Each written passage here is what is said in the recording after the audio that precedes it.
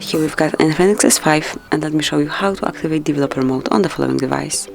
So at first you need to open the settings, then find and select My Phone, locate build number and click on it 7 times. Then draw your unlock pattern, and that's it. As you can see, from now on you're a developer.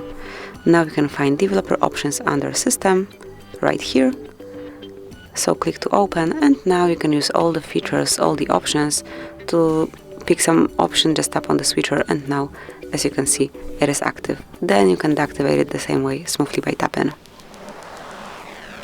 And if you'd like to switch developer mode off, click here, and as you can see, it will disappear from your system list.